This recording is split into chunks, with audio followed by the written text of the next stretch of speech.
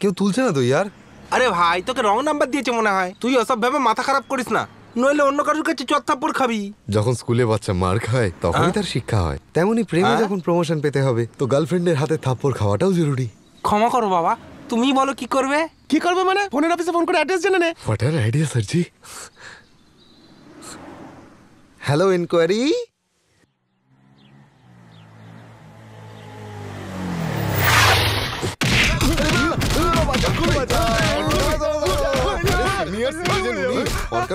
ছাড় দেয়, তাহলে তোমরা মারছো কেন?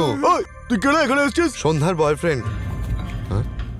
আরে ওকে না মেরে ফোনের রিসিভারটা ঠিক করে রেখে এসো। মারার সময় ফোন তুলি না। Good dialogue. ওটো কাকা, কেন মারছিল আপনাকে? বাড়ির মেয়েকে দেখেছি বলে। কি? এতে আপনার দোষ নেই, সন্ধ্যা মানুষটাই এমন যার থেকে চোখ ঘোরানো যায় না। শান্ত হয়ে থাকুন, নালে খরচা করে দেবে ওরা। চলো যাও, সোজা রাস্তা কেটে পড়ো।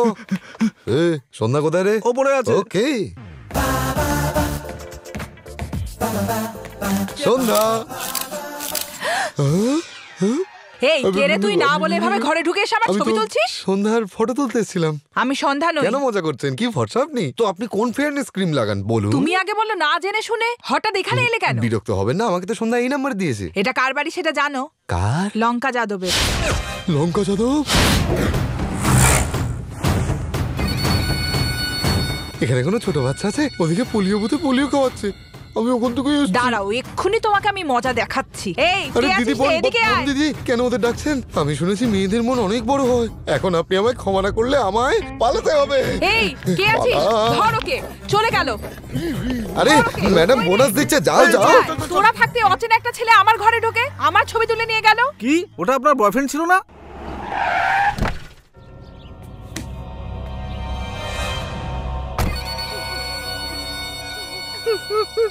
কে কাঁদিয়েছে রে ওকে? অচেনা ছেলে। ছেলেটাকে খুঁজে না পেলে তোদের কি হবে জানিস তো? জানি দাদা। একটা কথা মাথায় রাখ, যে ছেলে তোদের বোনকে কাঁদিয়েছে তাদের পুরো পরিবার যেন এইভাবেই কাঁদে। এ যতটা কেঁদেছে ওরও যেন ততটাই রক্ত বের হয়। তোরা কি বলছিস বল? ওকে ছাড়বো না আমরা দাদা। দাঁড়িয়ে কেন, যা তবে।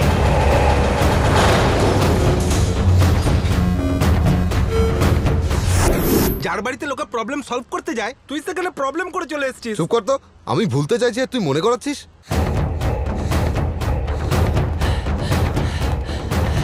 একটা ভালো আইডিয়া বার কর ভাই। কাকু, এই চিকু, কি হয়েছে বাবা? আমাদের বাড়িতে গুন্ডা এসেছে। আমাদের বাড়ি? বাবাকে। আরে কি হয়েছে বল না।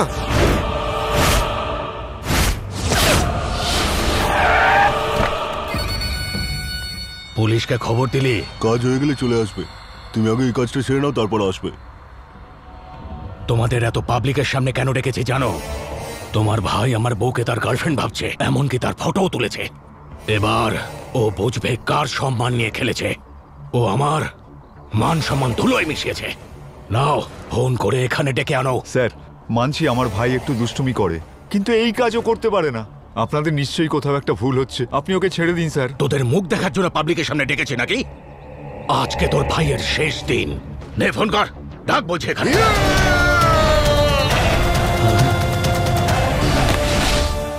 ভাই ভাই ভাই, সব আমার দোষ, এরা একদম নির্দোষ। যা শাস্তি দেওয়ার আমাকে দিন, এই নির্দোষ মানুষগুলোকে ছেড়ে দিন। ওহো, তুই আমার বউয়ের ফটো তুলেছিলি না? ফটো ভালো এসেছে তো? ভালো লাগছে তো? হ্যাঁ হ্যাঁ রে, গোটা শহরের সবাই আমার ফটো তোলার জন্য লাইন দেয়, আর তুই আমার বউয়েরই ফটো তুলে নিলি। দাদা আমি জেনে বুঝে এটা করিনি। একটা মেয়ে নিজের নম্বর বলে আপনার নম্বর দিয়েছে, এনাদের কোনো দোষ নেই, আমাকেও ক্ষমা করে দিন। তোকে ক্ষমা করে দেওয়ার জন্য এখানে ডাকিনি। আজ তুই এখান থেকে বেঁচে ফিরবি না। ও তো বলছে ও আর করবে না, ছেড়ে দিন না স্যার। ছেড়ে দেবার হলে এতগুলো লোক ডেকে কি আমি সার্কাস চালাচ্ছি? স্যার আপনার পায়ে পড়ছি স্যার, এরকম করবেন না প্লিজ প্লিজ স্যার, ছেড়ে দিন না স্যার।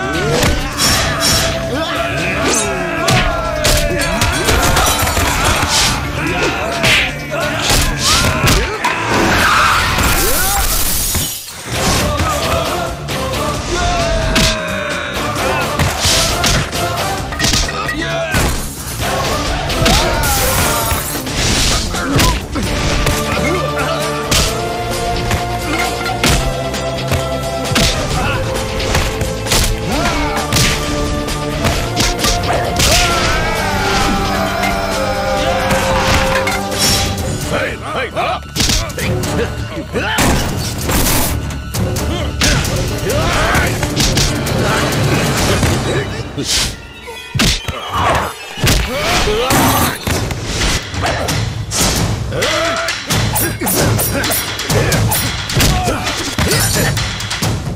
ছাড়বো না, তোকে ছাড়বো না।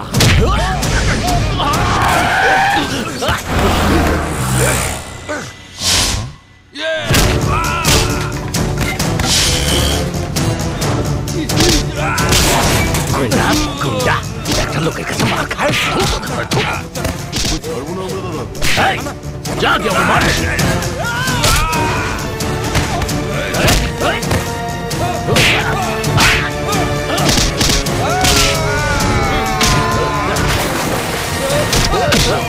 ভাই এনে কি হয়েছে গো? কোনো মেয়ে রং নাম্বার দিয়েছিল।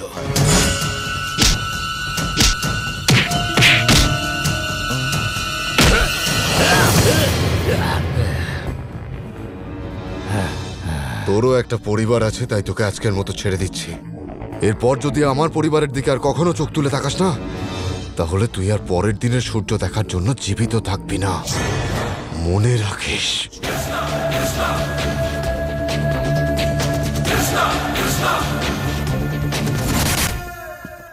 সন্ধ্যা, এই সন্ধ্যা, কি হয়েছে? তুমি জানো তুমি কি করছো? এই যে আগে একটু মিষ্টি খেয়ে নাও, রাগে আমার সুগার বেড়ে গেছে আর তুমি মিষ্টি খাওয়াইতাছো? ঠাকুরের প্রসাদ নাও, সব চিন্তা দূর হয়ে যাবে। দাও দাও, কথা শুনবে না। কি হয়েছে বলবে তো? শান্তি। সেদিন তুমি ওই পোলাটারে রং নাম্বার দিছিলা, ওর জীবনটাই পুরো রং হয়ে গেছে।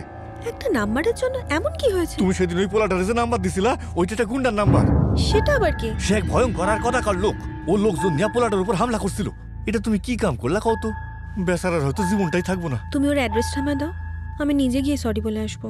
এখন আর কিছু করার নাই। এখন তুমি সরি কইতে গেলে ও তোমার ঘাড়ে চাইপা বইব।